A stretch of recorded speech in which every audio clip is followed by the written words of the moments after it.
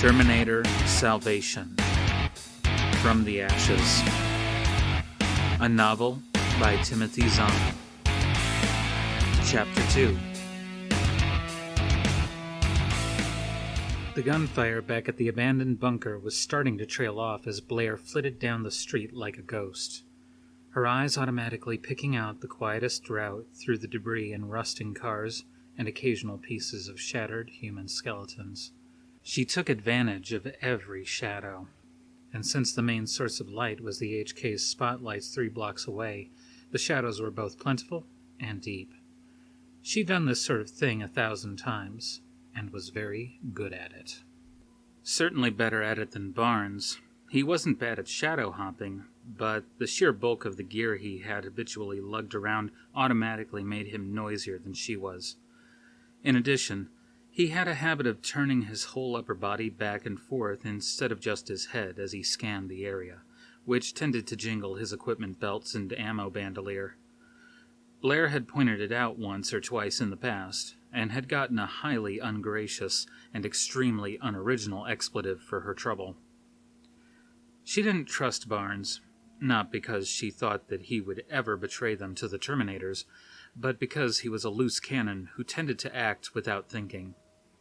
Sometimes, in the heat of combat, that was what you had to do, and Blair had certainly done her share of such flailing.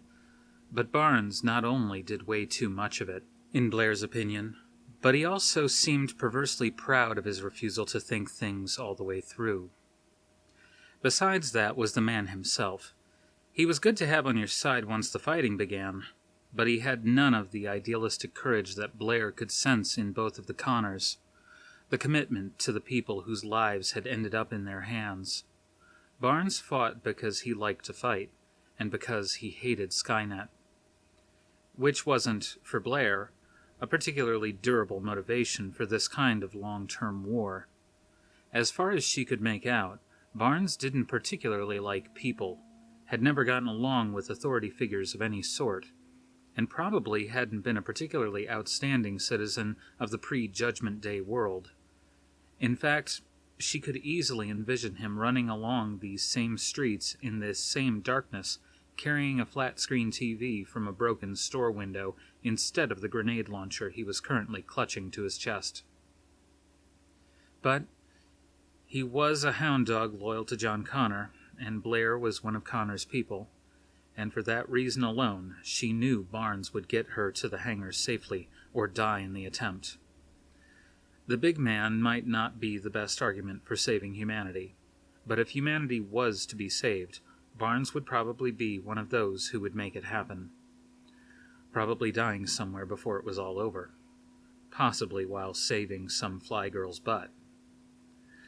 The hangar was just ahead. A broken remnant of an old aerospace museum whose roof had caved in so far that it was obviously no longer able to conceal anything bigger than a Piper Cub. Barnes lifted up a closed fist in warning as they approached, trotting to a crouching halt beside a mangled sign just outside the grounds. Blair crouched down beside him, adjusting her grip on her Desert Eagle as she studied the open space that lay between them and the hangar. A handgun, even one this powerful, wouldn't do much against T-600s except slow them down, and would be of even less use against a T-1 unless she got in a lucky shot. However, there were also human gangs still roaming the streets, scavenging for buried supplies or stealing from the people who'd gotten there first, and the Eagle's 44 Magnum rounds were more than adequate for opening their guts to the cool night air. But either it was past the gang's bedtimes, or else the ruckus a few blocks away had scared them back under their rocks. Nothing was moving out there, human or otherwise. "Looks clear," Barnes murmured. "You want me to walk you in?" "You stay here," Blair murmured back. Did the man deliberately go out of his way to tick her off? Probably. "I'll send the crew out to you." Barnes grunted. "Make it snappy." Blair took a deep breath and headed toward the hangar, taking the open ground in as fast a sprint as she could without risking a broken ankle. She spun halfway around as she reached the building, landing her back against the wall beside the door as she gave the area one last quick look. Still nothing. Panting a little, she slipped inside and pulled the door closed behind her, and jerked back as a bright light exploded in her face. She had just enough time to slam her eyelids shut before the light disappeared. "Sorry." Yoshi's voice came from behind the purple blob floating in front of her eyes. A hand reached out and took her arm. "Come on." "Where's Wince?" Blair asked as she let Yoshi guide her across the broken floor. "He and Inji are prepping your plane," Yoshi said. "I'm assuming Connor wants us to blow this popsicle stand?" "Yeah, that's kind of a given," Blair said. "Why, were you thinking of staying?" "Not if everyone else goes," Yoshi said, an odd wistfulness in his voice. "I just hate to see the place go, that's all." Blair looked around. Actually, so did she. The purple blob was fading now, and behind it, the familiar cramped area beneath the hangar's crushed roof was coming into view. Or rather, now that the false floor had been rolled aside, the uncramped area of the basement storage room, a sublevel that Skynet's initial surveillance had missed. By removing the floor and installing a winch-equipped ramp, Connor's people had turned an expanse of otherwise useless space into a very cozy spot for stashing the team's 2 A-10 Warthog attack jets. Blair ran a quick eye over her plane as she and Yoshi headed down the ramp. It was as banged up as everything else in Connor's meager arsenal, though the wild flying shark paint job she'd adorned it with hid a lot of the damage. But to her, the nicks and bullet holes were nothing to be ashamed of. They were marks of honor, wounds suffered in the cause of humanity's wars for survival. And scarred or otherwise, the plane was no more ready to give up the fight than Blair herself was. A pair of Sidewinder air-to-air missiles hung from 2 of the A-10's 4 remaining underwing pylons, while the 7-barrel GAU-8 Avenger Gatling gun, nestled beneath its nose, promised a hornet's nest of 30mm explosive and armor-piercing rounds to any HK or T-1 foolish enough to get in her way. Her remaining 2 pylons, she noted, were sporting equipment nacelles, undoubtedly loaded with everything Wince and Inji could pry up and pack inside. That was going to play hell with the A-10's balance and maneuverability, but Blair would just have to deal with it. It wasn't like the 2 men could lug everything out on their backs, not even with Barnes to help. "Is everyone okay?" Wince's disembodied voice drifted out from somewhere behind the 2 planes. "It sounded pretty nasty over there for a while." "It was," Blair said, deciding there was no point in burdening him with the news of Pacherno's death. He'd find out about that soon enough. "We need to get moving, too. If Skynet follows its usual post-raid pattern, the T-600s could be knocking on the door any time now. We don't want to be here when they do." "No argument there," Wince agreed, coming into sight around the rear of the plane, his white hair glistening in the starlight that filtered through the cracks in the roof. "You probably saw the cargo pods we strapped on. You going to be okay with that?" "I'll be fine," Blair assured him. "Barnes is waiting outside by the west sign. You and Inji grab whatever you're carrying and get going." "We'll get the door first," Wince said, looking around. "Inji?" And then, abruptly, the cracks in the hangar roof blazed with light. "Cover!" Blair snapped at Wince as she sprinted toward her plane. Damn the HKs anyway. "And get clear of the door!" The words were barely out of her mouth when the silence of the night was shattered by the thunder of automatic weapons fire. But not the drawn-out stutter of an HK's miniguns. It was the slower, higher-pitched sound of a Galil assault rifle, like the one Barnes had been carrying over his shoulder. Blair swore under her breath. Leave it to him to pick a one-man fight with a flying weapons platform. "Forget the winch!" she shouted to Yoshi as she bounded up the ladder and dropped into her cockpit. "Blast and burn!" "Right," Yoshi called over the gunfire as he headed for his own plane. "You or me?" "Me," Blair shouted, punching for her engine ignition. "Go as soon as it's clear." There was no time for her to do a proper flight checklist. She would just have to hope Wince and Ingy had done the prep right. They had. Even as she pulled the canopy closed, she could feel the vibration of the twin GE turbofans behind her come to life. Flipping up the safety bar on her stick, she raised the muzzle of her GAU-8 to point at the center of the hangar door and squeezed the trigger. A normal door would have simply disintegrated at the center of fire, leaving the bulk of it still sitting there, blocking the way. But this particular door had been carefully warped most of the way out of its guide rails and fasteners, and its center had been heavily reinforced with larger pieces of super-hard alloy, scavenged from wrecked HKs and T-4 tanks. The result was exactly as planned. Even as the door's center began to shred in the face of Blair's onslaught, the sheer impact of 2-pound shells striking it at 1,000 meters per second blew the whole door out of its housing and hurled it in a twisting arc across the open area outside.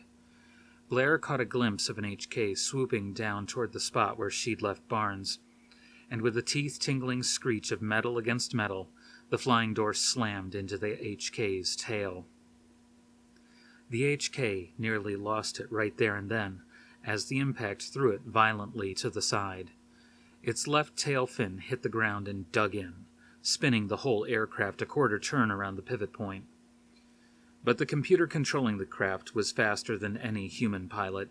Before the HK's nose could slam into the tarmac, it managed to pull up and out of its spin, its engines revving madly as it tried to regain its equilibrium. It was still trying when Barnes sent a final burst of fire squarely into its nose, igniting its fuel and munitions and blowing the whole thing to scrap metal. The fireball was still billowing skyward as Blair snagged her helmet and jammed it on over her head. "Jinkrat, go!" she barked into the mic. "Roger."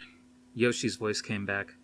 The hum of his engines became a sudden roar, and Blair's plane bucked beneath her as the backwash blasted against the rear wall of the hangar and bounced off again in all directions. Yoshi's A-10 lurched forward, rolled up the ramp, and turned sharply right as he made for the pockmarked runway and the relative safety of the open air. Blair grabbed for her safety straps and started pulling them on as she peered through the dust and fire and the pieces of raining metal. Wince and Ingy were on the move, weaving their way through the buffeted turbulence of Yoshi's backwash as fast as the weight of their backpacks and shoulder bags would allow. Another few seconds and they should be out of the way for her own exit. Until then, here she sat, in an open hangar, as vulnerable a sitting duck as could be imagined. Apparently, Yoshi had the same kind of imagination. "Hickabick, what's the trouble?" his voice called through her headset. "Get your butt out of there." "Can't. Penguins are still on the move," Blair told him. "The penguins may just have to hump it," Yoshi warned. "You've got 3 bandits on the way. Repeat, 3 on the way." "Check," Blair said, resettling her grip on the throttle as she watched Wince and Ingy run across the open space. Another 3 seconds. 2, 1.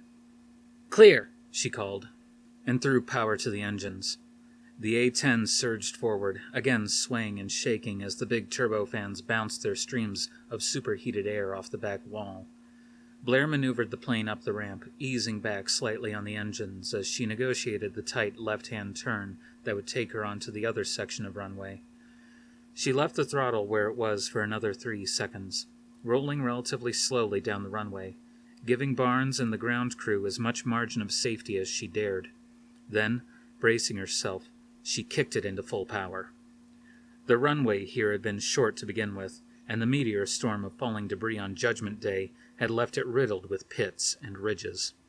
But the A-10 was a close air support fighter, specifically designed to work on the less-than-ideal airstrips typically found near the front lines of battle. The jet bounced badly as Blair did her best to steer around the worst of the damage, but it kept going, its speed increasing. The 3 incoming HKs had just reached the edge of the grounds when she pulled back on the stick, sending the A-10 rocketing up into the sky. "3 on your tail, Hickajick," Yoshi's voice snapped in her ear. "Jink right. I'll see if I can shake them off you." "Check," Blair said, twisting the A-10 hard to the right. She caught a flicker of movement as Yoshi crash-dived from somewhere above them, his GAU-8 spitting armor-piercing shells at the deadly machines behind her. Spinning inaccurately, too. Blair was halfway through her turn when the ground lit up behind her as one of the 3 HKs blew to splinters. She straightened out momentarily, then jinked right again. Her turn brought her into sight of the 2 remaining HKs, and she armed one of her sidewinders, locked it onto the nearest bandit, and fired. There was another blast, this one even more spectacular than the last, and the enemy count was down to 1. But Blair's combat instincts were screaming like an Irish banshee. This was too easy. It was way too easy. She twisted the A-10 around as the final HK opened up with its own Gatling guns, reflexively dodging the enemy fire as she searched the sky. The 2 backup HKs were coming in dark and low, weaving smoothly between the ruined buildings, hugging the ground where a careless pilot might easily miss them. 8 o'clock low! She snapped a warning to Yoshi, twisting her stick hard around in an attempt to bring her plane into firing position before Skynet tumbled to the fact that its little sneak play had failed. The race ended in a tie. She squeezed off her last sidewinder just as both HKs opened fire, one targeting her, the other targeting the missile. A second later, the sidewinder blew up, well short of its intended targets. As Blair shoved her joystick forward, trying to duck under the lethal stream of lead coming in her direction, she shoved the stick forward perhaps a bit too hard. The sudden change in direction, coupled with her lack of sleep, sparked a wave of lightheadedness that sent the universe tilting violently around her. Dimly, she was aware of her pulse throbbing in her throat, of Yoshi shouting in her ears, of the ground rushing up toward her. She snapped out of it just in time, yanking back on the stick and pulling up out of the dive close enough to the ground to feel the buffeting as her shockwave bounced off it and up against the A-10's underside. "You all right?" Yoshi called. "I'm fine," Blair managed, twisting the A-10 sideways and clawing for some altitude. "Are you?" She broke off as another explosion ripped through the air. "Jinkrat!" she snapped, looking frantically around. "It's okay," Yoshi assured her. "Just reminding Skynet that we usually come in pairs." And as the glare of the explosion faded, Blair saw that one of the 2 sneak attack HKs had been turned into a heap of blazing rubble.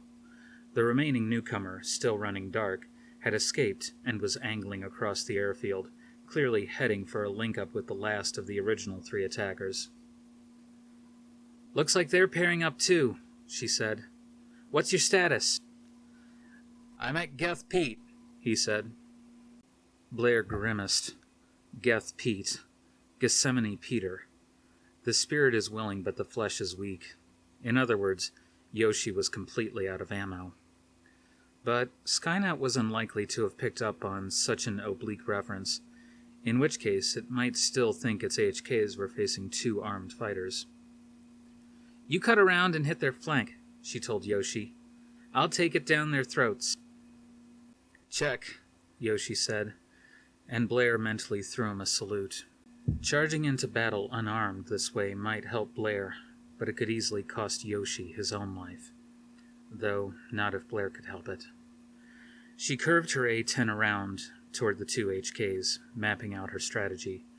Whichever one turned toward Yoshi, she would concentrate all her fire on the other, hopefully blowing it out of the sky quickly enough that she could get to the remaining bandit before it could engage with him.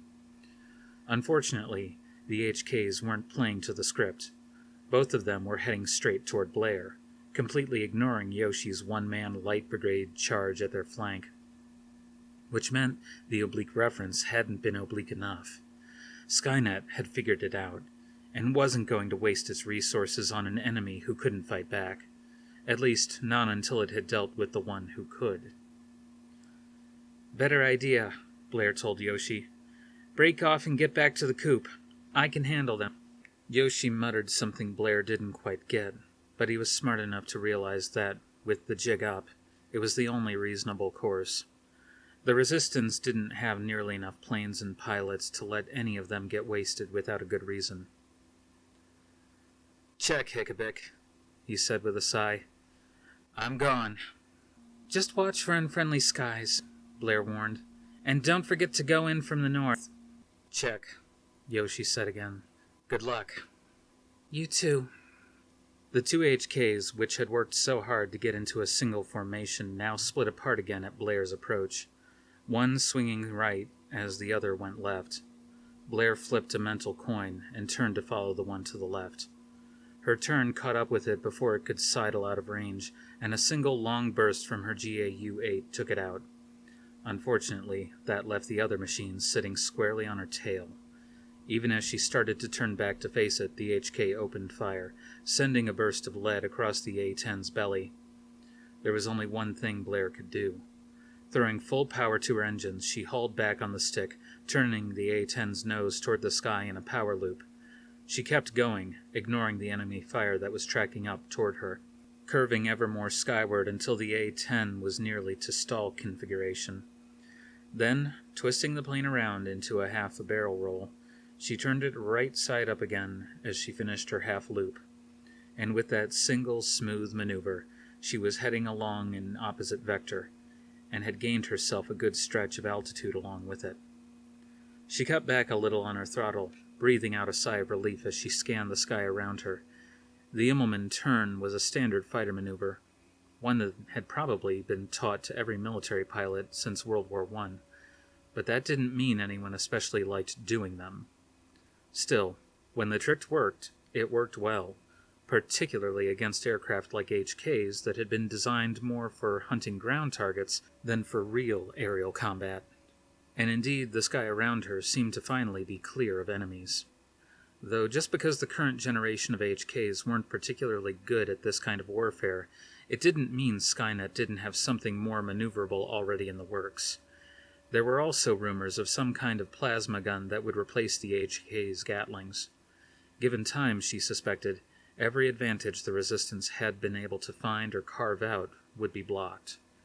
It was her job, and the job of people like John Connor, to make sure Skynet was taken down before that happened.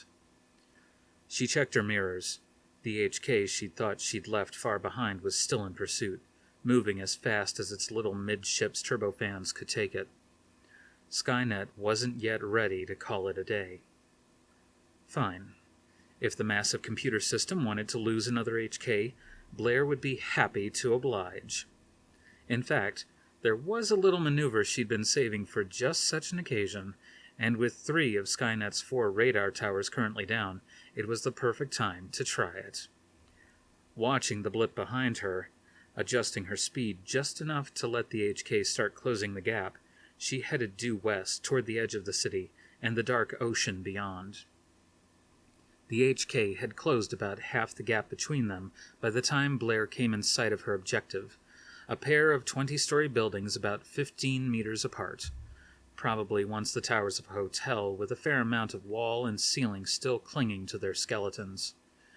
She didn't know why so much of their structure had survived, especially that high off the ground, unless there had been something even bigger and taller to the south that had shielded them from the worst of the nuclear blast. However, it had happened, though the buildings presented her with a golden opportunity. Smiling tightly to herself, she reached over and shut down her starboard engine. It was like throwing fresh meat into a shark tank. The HK behind her abruptly leaped forward, drawing on a reserve of extra speed that Blair had never realized the damn things had. As it closed the gap, it began firing, sending quick bursts across her wingtips and tail, clearly targeting her remaining engine.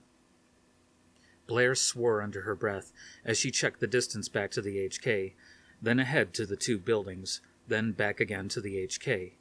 It was going to be tight, and with the enemy firing at her the whole way. Briefly, she considered restarting the starboard engine and getting back her speed advantage. But the minute she did that, Skynet would know she wasn't as vulnerable as she was pretending and realize it was a trap. At that point, it would either break off the attack entirely or else send the HK in with more caution than Blair really wanted from it. On the upside, after all the shooting tonight, the HK had to be running low on ammo. On the downside, so was Blair. Of the 1,100 rounds she had started with, less than 150 were left, At the A-10's cycle rate of 3,900 rounds per minute, that was roughly 2 seconds worth. It was definitely going to be tight. They were nearly to the 2 buildings now, and despite Blair's evasive jinking, the HK was starting to get the range. She could feel the thuds and hear the whining screeches as the enemy's Gatlings tore bits and pieces off of the A-10's skin and dug furrows into her wings and tail. Just 15 meters between buildings, she reminded herself as she turned north, putting herself on a vector that would pass her along the left sides of the buildings. A 15-meter gap didn't leave much clearance for an HK, and on paper at least, it was pretty much impossible for the A-10's own 17.5-meter wingspan. The HK made another surge forward, closing the gap even more as Skynet apparently decided that Blair was on her last legs. She shot past the first building, and with a hard yank on her joystick, she turned the plane into a tight right-hand turn. The maneuver banked the A-10 halfway up onto its right wingtip, the angle shortening its effective wingspan, and without scraping even once against the half-demolished structures, she curved neatly through the narrow gap, putting the first of the 2 buildings directly between her and the HK. 3 weeks ago, with all 4 of Skynet's radar towers providing intermeshed coverage of the LA basin, this trick would never have worked. But 3 of those towers were down now, with only one at Capistrano, way to the south, still in operation. Which meant that unless there was a stray T-1 or T-600 somewhere nearby on the ground, being out of the HK's sight also meant Blair was out of Skynet's sight. She had maybe 5 seconds before the HK maneuvered its own way through the gap, but she'd spent a lot of time mentally working this through, and she knew exactly what to do. With the A-10 still curving to the right, she fired up her supposedly dead starboard engine and simultaneously hauled back on the stick, and with that, her tight right-hand circle turned into a tight right-hand upward spiral.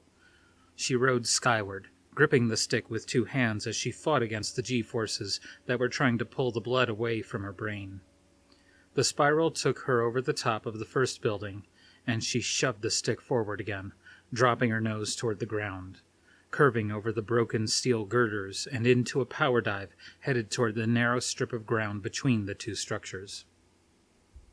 Which, exactly as she'd anticipated, put her directly above and behind the pursuing HK. Skynet must have known instantly that it had lost this round, but it still wasn't willing to concede defeat without a fight. The HK tried to roll itself over far enough to bring its Gatlings to bear, just as Blair's last 143 armor-piercing rounds blew it to hell. She puffed a little sigh as she pulled out of her dive and eased back on her engines. The sky around her finally showed clear, and it was time to head back to the new hangar Connor had set up near Fallback 1. Blowing a drop of sweat off the tip of her nose, she sent the A-10 in a leisurely circle that would take her back eastward toward the team's territory. She glanced at the ground, scanning for the distinctive shapes and glowing red sensors of Skynet's Terminators, and abruptly felt her heart seize up. 6 blocks to the south, squatting motionlessly on the ground like silent gray moths, were 4 more HKs, and Blair was out of ammo. Automatically, she kept the A-10 turning on the curve she'd set for it, her pulse pounding in her neck as she gazed at the enemy aircraft. They were sitting at the 4 corners of a narrow parking lot around a half-crushed warehouse surrounded by a lot of rubble, their lights dark, their turbofans either completely off or else turning slowly enough that they weren't throwing up any dust. Their noses were pointed outward from the warehouse, the kind of arrangement soldiers used when they had to bunk down for the night in enemy territory. But HKs didn't sleep.